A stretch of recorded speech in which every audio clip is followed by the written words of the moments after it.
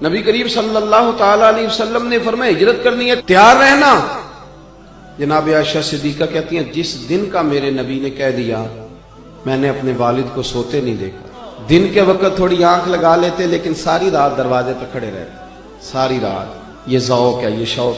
اور ایسا بھی نہیں کہ منٹ منٹ پہ فون کر کے پوچھا جائے کہ کدوں کو جانا ہے، ایسا بھی نہیں. آ کے پوچھا نہیں، ایک دفعہ کہہ دیا سو کہہ دیا. ابو بکر جانا ہے تیار رہنا، دوبارہ پوچھا نہیں کب جانا ہے. ابو بکر رات کو نکلنا ہے، ساری رات دروازے پہ کھڑے رہنا. ساری آپ لطف لیں اپنی زندگی کا. پیار کرنا اور کچا پکا کرنا، محبت کرنا اور کچی پکی کرنا. وہ کہہ جو دیا بات ہو جو گئی، معاملہ طے جو ہو گیا، ایک دفعہ حکم مل جو گیا. جس کو بار بار کہنا پڑے اسے تو کہہ کے بندہ کئی دفعہ تنگ ہوتا ہے، یار اتنی دفعہ کہنا پڑا تو فائدہ کیا ہو گیا. کمال تو یہ ہے کہ حکم آ گیا تو بس آ گیا. جناب ابو بکر صدیق ساری رات دروازے پہ کھڑے رہتے. یارو ذرا اس مزے کو لے کے تو دیکھنا. جس دن ہجرت کرنی تھی اللہ کے رسول صلی اللہ علیہ وسلم تشریف لے گئے. حضور نے دستک دینے کے لیے دروازے پہ ہاتھ رکھا تو دروازہ کھلا ہوا تھا. اتنی بھی میرے محبوب کو تکلیف نہ ہو کہ میں دروازہ کھولوں. دروازہ کھلا تھا اور دروازے کے پیچھے کھڑے تھے. حضور بھی سارا کچھ ہی جانتے ہیں اور امت کو سبق دینے کے لیے فرمایا ابو بکر سوئے نہیں تو رو پڑے. عرض کی حضور جس دن حکم دیا تھا اس دن کبھی رات نہیں سویا. کھڑا ہوں بس آپ نے کہا جو تھا جانا ہے. پھر کچی پکی باتیں کرنے کا کیا معنی. ساری رات کھڑے رہے، ساری رات انتظار. اور پھر دیکھو لوگ کہتے ہیں کہ ساتھ رہنے سے نا محبت کم ہو جاتی ہے، زیادہ آنے جانے سے پیار واقعی ہو جاتا ہے، اس میں شک نہیں. قدر کھو دیتا ہے ہر روز کا آنا جانا. لیکن یہ بھی اندر کا ہی معاملہ ہے. کچھ کے ساتھ آپ جتنا زیادہ رہتے ہیں اتنی محبت بڑھتی رہتی، عادت پڑ جاتی. تو حضرت ابو بکر صدیق زیادہ تشریحات نہیں پوچھتے تھے. حکم اشارتاً اور کنایتاً بھی ہوتا تو بات کو سمجھ جاتے. وقفے سے ملا کرو. ان کے کان میں بھی بات گئی. 3 نمازوں میں آئے نہیں، آئے تو پیچھے پڑھ کے چلے گئے. ظہر عصر مغرب ہو گئی. حضور نے ظہر کے بعد بھی پوچھا انس ابو بکر نہیں آئے. ظہر کے بعد بھی پوچھا ابو بکر جلدی چلے گئے. مغرب ذرا غور تو کرنا، ذرا اس کا ذائقہ تو لینا. تیسری دفعہ پھر پوچھا ابو بکر صدیق 3 نمازیں گزر گئی ملاقات نہیں ہوئی. کریم محبوب صلی اللہ علیہ وسلم نے تیسری دفعہ پوچھا تو حضرت انس کہتے ہیں میں پہنچ گیا. میں نے جا کے ابو بکر صدیق سے کہا کہاں گھوم رہے ہیں آپ؟ 3 دفعہ حضور پوچھ چکے. جناب صدیق ایک بار دوڑے آئے، حضور حکم ہو کہاں تھے؟ حضور لفظ ادا کر رہے تھے تو آنکھوں میں آنسو بھی چمک رہے. کہاں تھے صبح سے، کہاں تھے؟ جناب صدیق اکبر نے گھٹنے زمین پہ رکھ دیے اور ہاتھ باندھ دیے. عرض کی یا رسول اللہ میں قربان جاؤں، میری کیا جرت ہے، میں کیا بتاؤں کہ صبح سے میرا وقت کتنی مشکل میں گزرا ہے. پر محبوبہ وہ آپ نے تو فرمایا تھا ذرا وقفے سے ملو تو محبت بڑھتی ہے. تو حضور نے تھپکی دی کندھے پہ. میں نے کہا تھا پر تجھے تو نہیں نہ کہا تھا. اور میں نے کہا تھا لوگوں سے، وہ تھے کچھ لوگ جن سے کہا تھا پر ابو بکر تجھے تو نہیں نہ کہا تھا. تو نہ جایا کر یار، تو رہا کر.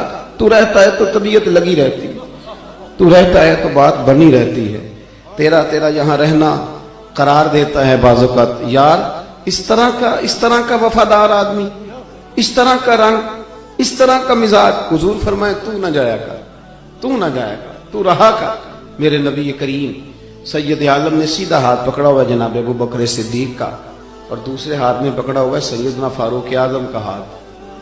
تو مسجد سے باہر نکل کے جب آئے نا حضور یوں کر کے جیسے بادلوں کے بیچ سے سورج نہیں کبھی نکل کے آتا اور کبھی چاند نہیں اچانک چمکتا تو وہ چھا جاتا ہے. حضور مسجد سے نکلے تو صحابہ کہتے ہیں دل خوش ہو گئے حضور کا چہرہ دیکھ کے.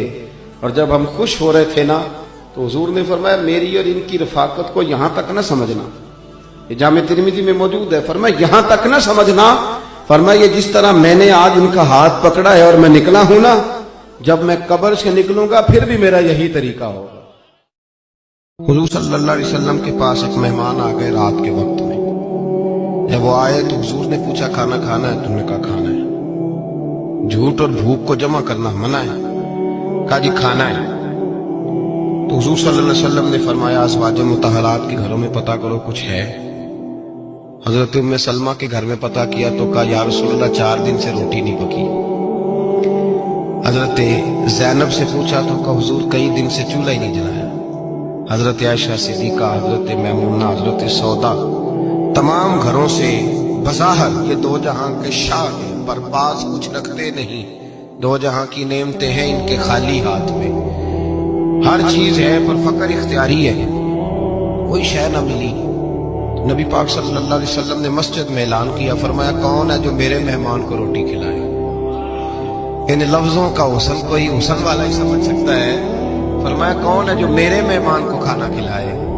تو ایک صحابی لے گئے اور اٹھے، وہ صحابی جو صحابہ میں غریب تھے، ایک انصاری جو غریب آدمی تھے، اگرچہ میرے محبوب کے غلاموں میں جو بڑے امیر تھے وہ بھی خرچ کرنے میں بڑے آگے تھے، حضرت عثمان غنی رضی اللہ تعالیٰ، حضرت عبد الرحمن ابن عوف، حضرت ابو بکر صدیق رضی اللہ، لیکن یہ غریب آدمی کا حضور میں لے جاؤں گا، میں لے کے جاؤں گا، یہ بخاری مسلم ہے۔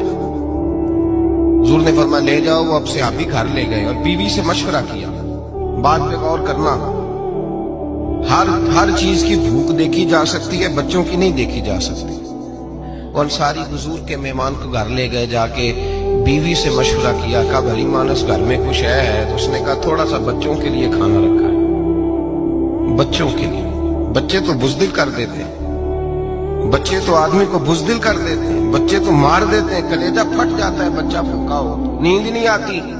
اب صحابی اپنی بیوی سے کیا کہتے ہیں؟ کہتے ہیں بچوں کو بہلا کے سلا دے، اور رسول اللہ کے لیے نہیں، رسول اللہ کے مہمان کے لیے، بھائی نبی پاک کے لیے نہیں، حضور کے تجھ سے در در سے سگ اور سگ سے ہے مجھ کو نسبت، میری گردن میں بھی ہے دور کا پٹکا تیرا، تجھ سے در در سے سگ سگ سے ہے مجھ کو نسبت۔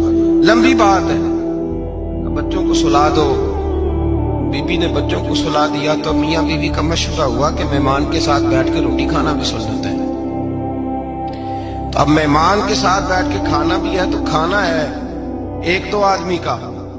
اب خاوند اپنی بیوی کو تیار کرتا ہے کہ میں بھی کھانے میں بیٹھ جاؤں گا، تو بھی بیٹھ جانا، اور جب مہمان کھانے میں ہاتھ ڈال لے تو اٹھنا، کہنا وہ ہو دیا تو صحیح کیا ہی نہیں، ابھی بجھ جائے گا، اور جا کے دیا بجھا دینا۔ ہم ہاتھ ہلاتے رہیں گے، مہمان روٹی کھاتا رہے گا۔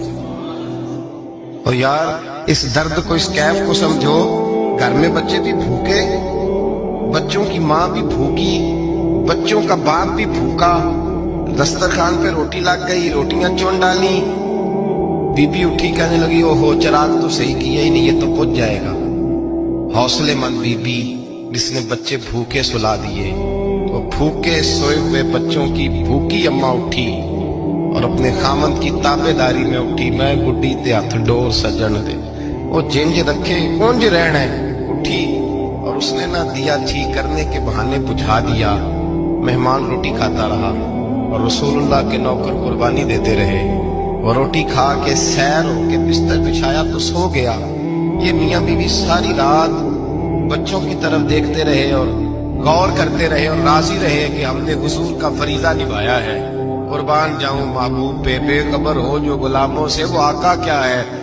وہ صحابہ وہ اگر قربانیاں دیتے تھے تو جو اعزاز ملتا تھا وہ بھی بڑا شان والا ہے۔ صحابی کہتے ہیں میں فجر کی نماز پڑھنے مسجد آیا، پہلا قدم رکھا تو میرے کریم بولے، حضور نے فرمایا رات جو تو نے اور تیری بیوی نے عمل کیا ہے خدا کو بھی بڑا پسند آیا ہے، محمد مصطفیٰ کو بھی بڑا پسند ہے۔ اور پھر ایک لفظ اور ہے حدیث میں، ایک روایت میں کچھ جملے اور بھی ہیں۔ حضور نے فرمایا جب تو اور تیری بیوی رات مہمان کے ساتھ احسان کر رہے تھے نا، تو عرش کا مالک تمہیں مسکرا مسکرا کے دیکھ رہا تھا، رب تمہیں دیکھ کے مسکرا رہا تھا، رب تمہیں دیکھ کے مسکرا۔ تر دامنی پہ شیخ ہماری نہ جائیے، ہم دامن نہ چھوڑ دیں تو فرشتے وضو کریں۔ پر میں وہ مسکرا رہا تھا کہ میرے بندے میرے رسول کی رضا کے لیے کیا کر رہے ہیں۔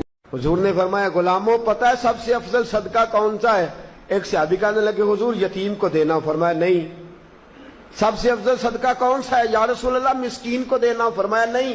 سب سے افضل صدقہ حضور مسافر کو دینا، فرمایا نہیں۔ سب سے افضل صدقہ یا رسول اللہ مجاہدین اسلام کو دینا، فرمایا نہیں۔